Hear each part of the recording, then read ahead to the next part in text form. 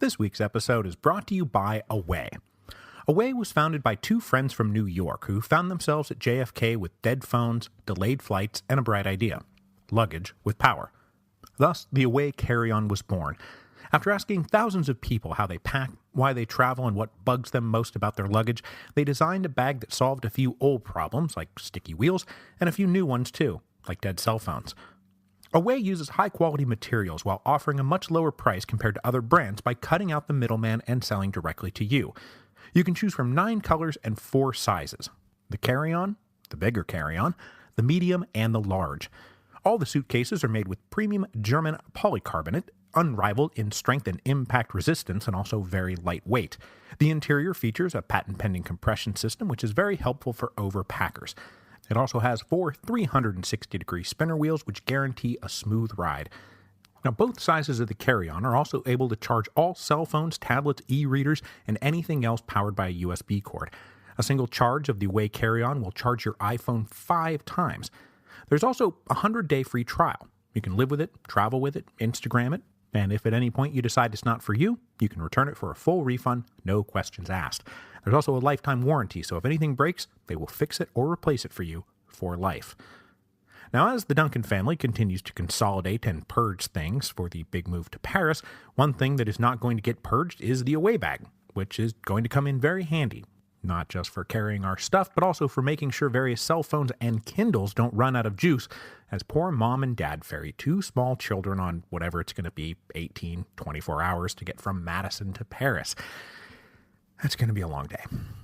So when you are done with this episode, get $20 off a suitcase and visit awaytravel.com/revolutions and use the promo code revolutions during checkout.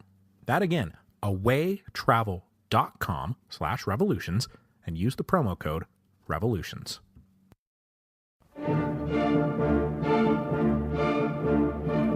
Hello, and welcome to Revolutions. Episode 8.3, The Government of National Defense. So last time, we talked about the further course of German unification in the 1860s, a course which led to the outbreak of the Franco-Prussian War in the summer of 1870. Now, most observers of European war and politics sort of took it for granted that the size and strength of France would mean that they would eventually prevail in the conflict. This was certainly Emperor Napoleon III's opinion. But as we saw last week, the Prussians had done a superior job preparing for the war and adapting to the new realities of modern warfare, and the French had not. So 6 weeks of French defeats culminated with the Battle of Sedan on September 1st, 1870. The French army surrendered. The emperor himself was now a prisoner. But the Battle of Sedan did not mark the end of the Franco-Prussian War, just the first phase of it. Today, we will deal with the reaction to the emperor's defeat back in Paris, the swift collapse of the Second Empire, and the preparations by the Parisians to defend themselves against the oncoming Germans. Just because the emperor had been defeated did not mean that France was defeated. Now, to set the stage for all this, and because Paris will be our home for the next 6 episodes, I want to start today by taking a closer look at the City of Lights as it stood in 1870. First things first, Emperor Napoleon had more or less succeeded in his mission to make Paris the leading city of Europe. By the end of the Second Empire, Paris was indisputably the European center of culture, the arts, sciences, fashion, architecture, and literature. During the second half of the 19th century, Paris is where you went to find the leading edge of practically everything. Now, the population of London was bigger, but Paris was also by far the biggest city in continental Europe. In 1870, it was approaching 2 million people, while the other major capitals like Berlin or Moscow or Vienna still sat in the hundreds of thousands. And that 2 million was double the roughly 1 million who had inhabited Paris when Napoleon staged his coup in 1851. So that is a huge explosion of people. Now, a lot of that growth was spurred by the broader urbanization trends of the Industrial Revolution, but Paris in particular exploded for a couple of unique reasons. First, because of Haussmann's need for unskilled laborers to tear everything down and dig everything up as he physically transformed the city. Attracted by plentiful low-skilled jobs, citizens from all over France flocked to Paris. But second, as a part of Haussmann's reforms, Paris annexed its surrounding suburbs into the city limits, growing Paris from its original 12 arrondissements to its current 20. That brought in 400,000 new residents right there. So, by 1870, Paris was the largest city in continental Europe both by physical size and by population, and had grown enormously over the previous generation. The Haussmann reforms also had a social impact on who inhabited what parts of the city. As I said in episode 8.1, one of the big goals was to clear out the claustrophobic, unsanitary slums in the center of the city. When those neighborhoods were torn down, wide boulevards, large state buildings, and better residential apartments took their place. This, predictably and purposefully, drove all the poor people living in those slums to the periphery of the city. Every government in France, going back to the French Revolution, had been threatened by the unruly masses living right on top of the seat of power, and Emperor Napoleon III was determined to eliminate that threat. So central Paris became the Paris of every world traveler's dreams. Shops and boulevards, parks and theaters and cafes, all to stroll through at your leisure. Meanwhile, the peripheral neighborhoods were jam-packed with poverty-stricken workers, and those did not make it into the brochure. So the population of Paris rose some 50% after 1860, and nearly all of it was concentrated in those outer neighborhoods. But thanks to the law of unintended consequences, moving the working poor out of their traditional neighborhoods did not make their political combustibility go away, and it could be argued that it actually made it worse. The crisscrossing boulevards created densely packed quarters where the workers were all right on top of each other day in and day out. They walked to work together, then they walked home together. Then they were crammed right next to each other all the time. And while the traditional home of the sans-culottes and political Parisian uprisings had always come from the east, from the neighborhood of the Faubourg Saint-Antoine, which was the neighborhood of the Jacques and Madame Defarge and her ladies who were always knitting. Well, now that center of politicized lower-class power was in the north, around Montmartre and Belleville, areas that were once suburbs and had only recently been annexed into Paris. So, what was this ballooning working-class population doing? Well, we know that there was a big industrial liftoff in France during the Second Empire, driven in part by Napoleon's economic stimulus, and Paris was home to textiles, building construction, food production and delivery, the furniture trades, jewelry, bakeries, printing, you name it, it's in Paris. The explosion of these trades was driven by rising demand from a growing and prosperous middle class, both in France and abroad, who had disposable income for new consumer goods. So where a lot of traditional Parisian artisans had focused on high-end luxury goods for the super rich, there was now a lot of demand for less exquisite consumer products. But though manufacturing output was exploding, that still does not mean we are talking about the big, huge factories that employed thousands of workers in large cubes made of steel, smoke, and suffering. Though a few such factories did pop up, specifically in the east end of the city where there were ironworks and steam engine factories, the workers of Paris were mostly locked into a kind of transitional stage between the old artisans who figured so prominently in 1848 and the later workers of those giant factories of mass production. So less than 10% of Parisian manufacturers employed more than 10 workers. Over 60% employed 2 or less. So working conditions were very decentralized. Now, a part of the transition meant that these manufacturers and their workers rarely took one manufactured item from zero to complete, as the old artisans used to. And most everyone had now figured out the division of labor. And as Adam Smith had talked about 100 years earlier, a worker could make 100 times more nails if they made only nails all day long. So the work was drudgery, but mostly confined to smaller, home-based shops, which, I should point out, made it hard to unionize and get a labor movement going. Now, the wages of these workers in Paris were good compared to other cities in Europe, and more importantly, good compared to the subsistence existence of the French peasant, especially now that cottage industry and supplemental piecework had gone the way of the dinosaur. But these good wages still left most of the workers straddling the poverty line. What few francs a day they made quickly disappeared to pay for rent and food and fuel for their fires and stoves. The rest of it usually went for wine, and during this period alcoholism became a rampant scourge that often devoured what little discretionary income a family might have, and sadly, sometimes quite a bit more than that. Everyone was one good layoff or firing or slowdown away from disaster.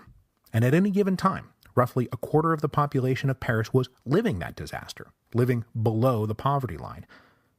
With so much of the city living in such deplorable conditions, Napoleon III, who, let's remember, had once written a book called The Abolition of Poverty, did make some efforts to mitigate the misery. He ordered health clinics opened for the sick and wounded workers. He started state insurance policies for orphans and widows. He offered legal aid for the poor, and he promoted subsidized low-income housing as a part of Haussmann's reforms. Then, during the liberalizing period of the mid to late 1860s, the emperor even guaranteed the workers a few rights. Employers, for example, could not hold your workbook hostage, and the workbook was necessary to go get another job. He also granted the right to strike, and then later, the right of workers to self-organize. But with most workers isolated from each other in small shops all day, that was a right easier to enjoy than actually use. But despite the emperor's political liberalization and his social programs, his attitude towards Paris was still that of a man who believed he was camping out in the middle of enemy territory. The emperor knew his base of popular support was not in the city, but out in the rural provinces, where he could always find votes among Marx's sack of potatoes. So in the midst of the liberalization, the leaders of the Second French Empire still deeply feared the threat posed by a politicized and revolutionary Parisian population. This had been a fear of all French governments going back to the Thermidorian reaction. So, for example, Paris was still not allowed to be unified politically. The brief experience of the original Paris Commune, created after the fall of the Bastille in 1789 and abolished after the Prairial Revolt of May 1795, had taught all French rulers the dangers of a unified Paris. So there was no mayor of Paris. Each of the 20 arrondissements had their own mayor, and Napoleon and the leaders of the empire had a right to be afraid. In many quarters, the coup of 1851 had never been forgiven, and it seemed like the population was just waiting for their chance to have their revenge.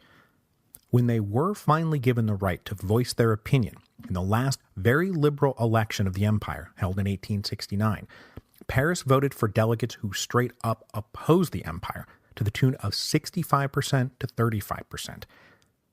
So the imperative of controlling Paris was a huge concern, and it actually hindered preparations for the Franco-Prussian War. Even as it was obvious that they needed to raise the whole nation to go fight the Prussians, the imperial ministry hesitated to hand out guns to able-bodied workers in Paris, because those able-bodied workers were as likely to attack the Tuileries Palace as they were a battalion of Prussian infantry. And they weren't wrong about that. So what I want to do now is transition into a look at some of the specific political and social groups inside Paris who were indeed the emperor's enemies, groups that even amidst the general liberalizing trends of the late 1860s were still targets for suppression, harassment, fines, arrest, and exile. All of them were just waiting to pounce. And when word came back to Paris on September the 3rd, 1870, that the emperor had been captured, pounce is what they did. So, the most overtly threatening were probably the Blanquists, who were dedicated professional revolutionaries. Their leader was Louis-Auguste Blanc E, who has actually been around for quite a while now. He joined his first Carbonari Lodge way back in 1824 and was an active participant in the Republican conspiracies that were growing to overthrow Charles X even before the July Revolution. He was among those who then participated in the Three Glorious Days, and was also among those who felt betrayed by the conservative turn after the Three Glorious Days. An ardent Republican, Blanc E was an active leader in the secret societies that challenged the July monarchy in the 1830s, gaining particular notoriety and influence in the Society of Seasons, a secret revolutionary society we talked about in episode 7.2. They attempted a coup in 1839. Blanc E's almost single-minded obsession with the revolutionary overthrow of the state got him arrested constantly, and he spent the majority of his life imprisoned by one regime or another. Now, he was out of jail when the 1848 revolution arrived, and he went right back to work as one of the leaders of the radical left, as they challenged the post-February Revolution provisional government. But Blanc E was arrested after leading the Great May demonstration, and so he was in jail when the June insurrection erupted and was crushed, so it's actually kind of good luck for him. He probably would have died on the barricades. He finally escaped from prison in mid-1865 and made his way to exile in Belgium, which is where he was sitting when the Franco-Prussian War broke out. His allies in Paris told him that their time might finally be at hand, and so he slipped back across the border and into Paris in August of 1870. Now, by this point, Blanc E self-identified as a socialist, and he believed in class warfare and the need for the working class to supplant the bourgeois capitalist class. But he did not believe in mass worker uprisings, like at all. Blanc E's ideological root traced back directly to Gracchus Babeuf and the conspiracy of equals. Blanc E believed that the mass of workers were too uneducated to effectively overthrow the state, so what was required was a small vanguard of fully dedicated and professional revolutionaries to seize the levers of power. This vanguard would then set up a revolutionary dictatorship that would use the power of the state to remake society. Now, Blanc E really was actively contemptuous of large-scale mobilization and organization efforts, and come 1870, he was proud of the fact, not deterred by the fact, that when he crossed back into France in the summer of 1870, he only had a few hundred adherents in Paris. Quality over quantity was the name of the game, and the game was to overthrow the empire. Now, in the early days of his career, Blanc E was aiming simply for a vague Jacobin-style republicanism. But by 1870, his revolutionary dictatorship would overthrow the bourgeois capitalist class and center the state around worker rights and total social equality. But honestly, after nearly 50 years of trying and failing to overthrow a government, any government, the overthrow itself was Blanc E's central and consuming obsession. What would be done after the revolution was for him now mostly an afterthought. On the opposite end of the spectrum from Blanc E and his hyper-political revolutionaries were the Proudhonists, the followers of the late Pierre-Joseph Proudhon. Often called the father of anarchism, Proudhon was among the early thinkers working in the random stew of proto-socialism in the 1830s and 1840s. He made many of the same observations as other socialists about the oppressive exploitation of labor and the tyrannical axis of state-backed capitalism, but his solutions were unique, as he rejected state-based socialism and instead advocated stateless socialism, or, as he was the first to dub it, anarchism. His most famous work, first published in 1840, was called What is Property? And in it he handed down what has become his most famous maxim, that property is theft. But though that part sticks in everyone's mind, Proudhon also said that property is freedom, property is despotism, and property is impossible, depending on how you looked at it. Now, because he was a man of his era, one of Proudhon's main concerns was the dehumanizing shift away from the upward mobility of the artisans, that is, the advancement from apprentice to journeyman to master, which eventually produced for the artisan dignity and comfort. This advancement was now being replaced by the menial wage worker, who would be a menial wage worker now and forever, leading only to permanent degradation and poverty. But unlike Blanc E, Proudhon did not believe in the violent takeover of the state. He did not think that was the answer. He thought instead that everyone should just ignore the state. If everyone turned their backs on the state and the exploitive capitalist enterprises they supported, then like a god who no longer had anyone to believe in it, the state and the exploitive capitalist enterprises would simply disintegrate from existence. Now, Proudhon did believe in market economics. He just wanted it to be accomplished by way of worker-owned cooperatives and the principles of mutualism, a radically decentralized mode of voluntary agreements and associations that were without coercion or exploitation. So again, in contrast to Blanc E, Proudhon encouraged large-scale worker organization, and he advised everyone to just stay out of politics entirely. Proudhon died in 1865, So he's not going to be around for the Commune, but his message was among the first of the socialist or socialist-adjacent ideologies to actually make some real inroads with the actual working classes. And among the working class leaders who will help make the Commune, the Proudhonists were probably the largest ideological bloc. So, besides Blanc E's revolutionary vanguard and Proudhon's anarchist worker collectives, a third and more familiar group joins them, the Neo-Jacobins. Now, some version of Neo-Jacobin can be found in all of the Parisian insurrections going all the way back to the July Revolution. When we talked about the specter of the French Revolution that hung over Europe, these were the guys who rejected the formula 1789 good, 1792 bad. They explicitly embraced the leaders of the First Republic and the Committee of Public Safety as the true heroes of the French Revolution. Men like Robespierre, Saint-Just, and Marat were to be admired and emulated, not scorned and discarded. Neo-Jacobin ideology is kind of a vague and mixed bag, but it promoted ardent republicanism, a centralized state, and a fiercely patriotic and nationalistic outlook on the world. As a young man, Blanc E was in this Neo-Jacobin tradition, but he moved over to socialism after he learned to look to Gracchus Babeuf and the Conspiracy of Equals rather than Robespierre and the Committee of Public Safety. This Neo-Jacobin tradition has been around going back to the conspiracies against Charles X, and it's that radical republicanism that had been the guiding force of many of the anti-July monarchy revolts. But one thing that remained constant about Neo-Jacobinism was that it did not find its home among the lower classes, but rather among university students and the educated but struggling young professionals, so lots of lawyers, lots of doctors, lots of journalists.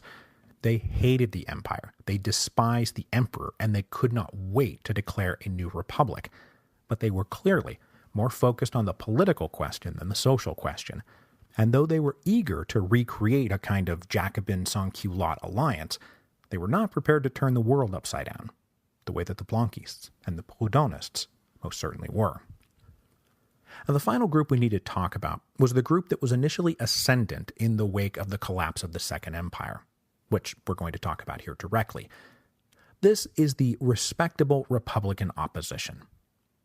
Now, there was a very ill-defined border between the Neo-Jacobins and the respectable Republican opposition, as they drew from the same pool of educated professionals who hated the empire and never forgave Bonaparte for the coup of 1851. What made them respectable was that when the emperor started liberalizing around 1860, some of them actually got elected into the legislative body, and their pamphlets and newspapers were less stridently radical, and so they were tolerated. For most of the 1860s, there was never more than a handful of sort of state-approved Republican opponents of the regime. But in the election of 1869, which was the freest and most open election in the whole history of the Second Empire, a whole cadre of these guys entered the legislative body, most of them being elected to represent Paris. Now, these guys had made names for themselves as lawyers or journalists attacking the emperor, but because they were as equally opposed to revolutionary socialism, their attacks could be more easily tolerated. So the answer is yes. The respectable Republican opposition of 1870 was essentially the same as the group of respectable Republicans who had triumphed back in February of 1848. They were political opponents of the existing regime, but they had no interest in overturning the social order. These respectable Republicans became defined by the quote-unquote three Jules: Jules Favre, Jules Ferry, and Jules Simon. The first two were lawyers, the latter a professor of philosophy, who, as we will see in a moment, will take the first step towards abolishing the empire and founding the Third French Republic. Now, the guy who straddled the nebulous line between respectable opposition and radical Neo-Jacobinism was Léon Gambetta. Just 32 years old in 1870, Gambetta had come to Paris in the late 1850s to study law, and he became radicalized by the Republican student groups, and he became a powerful and charismatic opponent of the empire. He stood out as one of the best orators of his generation, later earning comparisons to Mirabeau. Gambetta spent the 1860s practicing law in Paris and was among those who were opposing the emperor, but just inside the bounds of legality. In 1868, Gambetta launched himself to the forefront of opposition politics when he took up the defense of the editor and journalist Louis-Charles Delacluse, who we're actually going to talk more about next week. Delacluse wanted to raise funds to build a monument to a deputy who had been killed opposing the coup of 1851. He was, very predictably, hauled up on charges. The end result of the case was that Delacluse was forced to flee into exile, but Gambetta's defense had been a sensation in how brazenly he had attacked both the coup and the emperor. In the election of 1869, he was elected to serve in the legislative body and joined that cadre of Republican opponents of the regime. In this brief stint in the legislative body, that lasted until the declaration of war in the summer of 1870, Gambetta was easily the loudest, most charismatic, and popular leader of the left opposition. And when the emperor was defeated, he would become the loudest, most charismatic, and popular leader of the newly declared Third Republic. Okay, so getting back into the plot, reports started filtering back to Paris late on September the 3rd, 1870, that the French army and the emperor had been captured by the Germans at Sedan. The legislative body met in an emergency session late that night, and Jules Favre, one of the leaders of the Republican opposition, put forward a motion to use this opportunity to abolish the empire. But obviously, supporters of the empire made up a majority of the legislative body, so they blocked a vote. But the next morning, Sunday, September the 4th, 1870, the legislative body reconvened, and this time, events played out almost note for note the way that things played out in February of 1848. So much so that if this was an episode about Roman history, I would be tempted to accuse the author of whatever source I was using of just lazily using the same narrative structure for two entirely different events. Anyway, what happened is that 20,000 citizens streamed down into the center of Paris on the morning of September the 4th, most of them coming down from Montmartre and Belleville. With the help of some friendly members of the National Guard, this crowd burst into the Palais Bourbon and overran the session of the legislative body, driving away those delegates loyal to the empire and cheering the members of the Republican opposition. Now, the Republican delegates were about to declare a republic right there, but then they remembered that these things were always done at the Hôtel de Ville. So a great procession made its way down the street.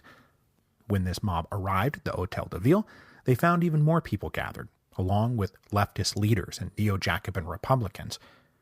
The opposition delegates of the legislative body then crammed themselves into the Hôtel de Ville, and in the chaos, Leon Gambetta emerged at the window and declared to the cheering throng below that the emperor was deposed, the empire was abolished, and the Third Republic was hereby founded.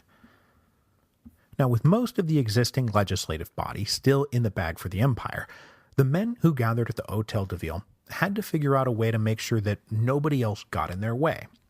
So the Parisian delegates splintered off, and they took it upon themselves to draw up and approve a new provisional government. As with the provisional government of 1848, this new self-declared Republican government was dominated by the respectable Republicans, and when the ministerial portfolios were doled out, they all went to men like the three Jules. Jules Favre, who tried to declare a republic the night before, was made Minister of Foreign Affairs. Leon Gambetta, meanwhile, managed to snag Minister of the Interior, mostly by racing over to the Interior Ministry and dispatching letters with his name stamped on them, Minister of the Interior. That's sometimes how things like this get done. But since this was all going on against the backdrop of a war against Prussia and a genuine national emergency, they wanted to maximize patriotic unity and make it clear that this government was going to focus exclusively on national defense, and so they called themselves the Government of National Defense. Now, since the national defense and other war considerations were to be prioritized, the guys who now made up the Government of National Defense offered its presidency to the current Governor-General of Paris, General Louis-Jules Trochu. Trochu had the support of the regular army, which was good, But he was by political disposition a conservative Catholic and a constitutional monarchist. He was really like an Orleanist. He was not a Republican, and he was not a liberal, and certainly he was not any brand of revolutionary. Under normal circumstances, General Trochu would be crushing this revolution, not going along with it. But after the Battle of Sedan, the national emergency seemed to take precedence. But even still, Trochu only accepted the presidency on the condition that the government of national defense would swear to uphold God, the family, and property. Now, neither the makeup of the government nor the appointment of Trochu made the leftist leaders of Paris happy. But at least in this initial stage, they went along with the program, because the government was making it clear that the only thing that mattered right now was carrying on the war with Prussia. That had to be the sole object. The emperor was lost, but France was not. And it was at least gratifying that the rest of the legislative body, all those conservative imperial sycophants, were all told to hustle out of Paris and reconvene somewhere else. And they did. They eventually settled in the safety of Bordeaux, where they played no part in the events of the next 4 months. With all of this accomplished and a new government of national defense in place, furious preparations began to defend Paris. After Sedan, 200,000 French soldiers remained in the city of Metz, but they were besieged and could offer the capital no relief. General Trochu called all garrisons from the surrounding area of Paris, including all those who had successfully retreated away from the front lines, but that still only amounted to about 60,000 regular soldiers. He also had about 90,000 members of the Mobile Guard, a homebred reservist force that was not particularly experienced, well-trained, or disciplined, and so the bulk of the defense of Paris would rely on the force that the emperor had done his level best to keep in the bottle for the last 20 years, the National Guard. The Paris National Guard, as has so often been the case here on the Revolutions podcast, would be one of the critical components of the Paris Commune, and as a result, this will be their last stand, their last hurrah, and not to spoil things too much, but after the Paris Commune, the National Guard will be abolished permanently. So, let's talk one last time about the National Guard. Remember, after he successfully pulled off his coup of 1851, one of the first things that Prince President Bonaparte had done was reorganize the National Guard. During the tumults of 1848, the Guard had agreed to place themselves under the command of the Minister of the Interior. The minister would have the sole authority to call them out and direct their actions. Well, with the Constitution of 1852 being so thoroughly autocratic, that authority to call out and direct the National Guard effectively passed to the Prince President. So, he then ordered the command structure of the Guard to be further centralized, for its officers to be checked for seditious politics, and for its rank and file to be kept nice and upper middle class. So it was important to shed all the dangerous elements like students and artisans and any members of the working class. Then, even after all of this was done to ensure its political reliability, the National Guard was still almost never called in for serious business during the whole course of the Second Empire. Any sign of domestic unrest was always handled by the regular army. But with the sudden arrival of war in the summer of 1870, the leaders of the empire really had no choice but to throw back open the doors and beef up the National Guard. The regular army was needed immediately at the front lines, so somebody had to act as a guard back at home and a last line of defense in case it came to that. And it was now coming to that. So every male citizen aged 25 to 35 was invited to enroll in the Guard, and they were even provided a small salary for their services. The ranks of the Guard boomed to 350,000. With nearly 75% of the eligible population of Paris joining up. This wartime National Guard that General Trochu inherited in September of 1870 was now bulging with working-class members from the more radical working-class districts in the north and east ends of the city. In those neighborhoods, a National Guard company could run as large as 2,000 men, while in the richer neighborhoods of central Paris, recruitment was harder, and companies numbered in the mere hundreds. Additionally, in these emergency times, the government conceded the traditional arrangement that allowed National Guard companies to elect their own officers, and in those working-class companies, military experience took a back seat to political disposition. And then, much to the government's annoyance, the company committees who met to elect those officers, committees that were supposed to disband after the elections were over, continued to sit and meet, creating the skeleton of a permanent administrative apparatus for the increasingly politicized Guard. So the arrival of the Franco-Prussian War turned the National Guard back into a permanent organization of the people under arms. They would soon become one of the key parts of the municipal government during the siege of Paris, and then transfer seamlessly into being one of the key components of the Paris Commune.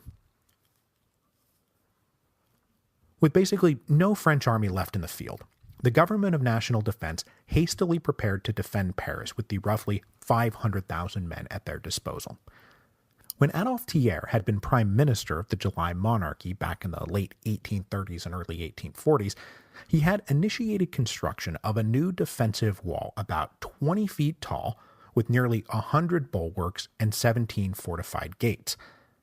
Completed by the mid-1840s, the Thiers Wall ran a 20-mile circuit around the city and would make any direct assault an excruciatingly painful prospect.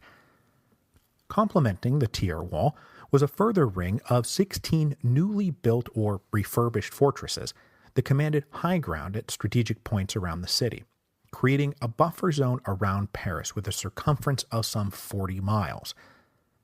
Now, General Trochu had very little faith in the men he now commanded. They were barely trained and they had no experience. So he planned to rest everything on Paris's strong defenses, and he ordered his men to scramble to further fortify the walls and fortresses and stockpile guns and artillery. As the military preparations commenced, the government also prepared to withstand a potential siege. They gathered up as many provisions as they could, they brought sheep and cattle inside the walls of the city, and they cleared areas to make hospitals. With the Prussians on the march, many wealthier Parisians departed the city in droves, but this exodus was matched by the fearful scrambling of the population that lived in the greater Seine region, who poured into the city, looking to hide from the Prussians behind the safety of the Thiers Wall. The Government of National Defense believed that they had enough food inside Paris to hold out for about 80 days. Hopefully, everything would be settled by then. Now, before the German armies arrived, there was one attempt made by the Committee of National Defense to conclude a peace on honorable terms. With the Emperor defeated and the Empire abolished, the leaders of the Government of National Defense hoped that Chancellor Bismarck would accept his decisive victory, and like the leaders of the Allies in 1814 and 1815, acknowledged that his enemy had been Bonaparte, not the people of France.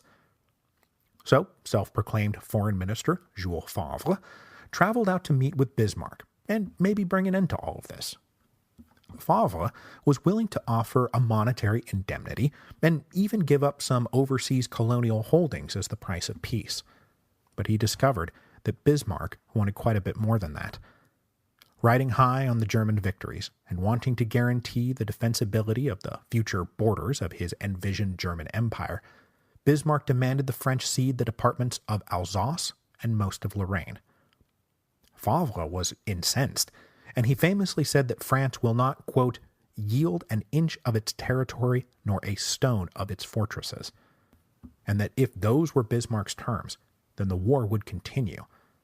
And when Bismarck's terms got out into the public, the Franco-Prussian War really did transform from a war of dynastic aggrandizement for Emperor Napoleon into a war of national defense against a foreign invader who was clearly aiming to conquer, punish, and dismember France.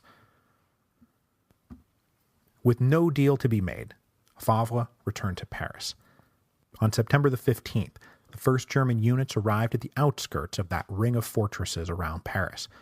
One German army swung around the city to the north, the other to the south, methodically completing an encirclement that would have to be 50 miles around to complete an unbroken circuit. A line that long stretched the German forces thinner than the German generals would care to admit. But luckily for them, General Trochu made no effort to stop the envelopment. As he later said, he believed that it would be a useless attempt to try any direct attack. The only way to win would be to force the Germans to launch a direct assault that would see them blasted by the fortresses and then massacred against the walls. But later critics also alleged that Trochu's principal object was making sure the social order would be kept in place no matter what happened, that his enemy at this point was not the Prussians, but revolution. On September the 18th, Versailles was captured, and by September the 20th, the two enveloping German armies linked up at the west end of the city, and the blockade of Paris was complete. Inside the city, the Parisians dug in, with patriotic hope that they would outlast the Germans and win the war. The siege of Paris had begun.